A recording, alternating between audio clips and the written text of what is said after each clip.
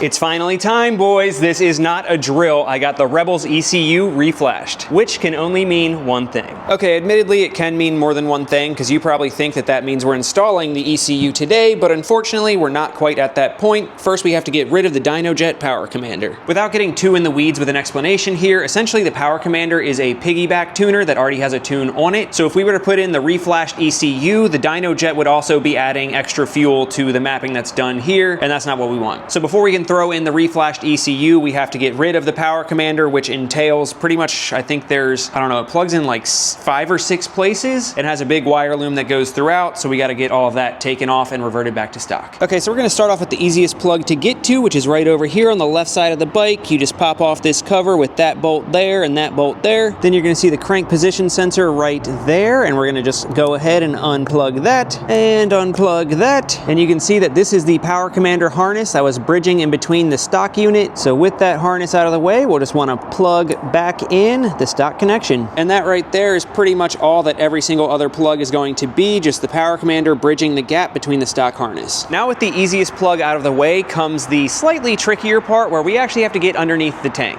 And I know this looks absolutely insane, but hear me out. When I installed the power commander, we didn't actually have to take the tank all the way off. We were able to just rotate it to the side and get under there. So that's what we're going to try here. We got painter's tape to make sure that nothing gets scratched, and then it was just one bolt up here and 2 of them back here to release the tank. And if everything goes according to plan, we should be able to rotate the tank over, and it looks like it'll be the perfect height to just rest on the tailgate of the Element. Fingers crossed, let's see if it works. Bag up, bag up, bag up, Terry. Put it in reverse, Terry. Okay, we actually had to move it even closer. That wasn't nerve-wracking at all. But it's a success. Let's go, dude. What a sight to behold. This is absolutely insane, but we definitely have the clearance that we need now. You can see right there is the throttle position sensor that will end up plugging in right there. And then we just got to get to each of the injectors in there as well. And last but not least, that screw right there holds a ground wire that we got to get off also.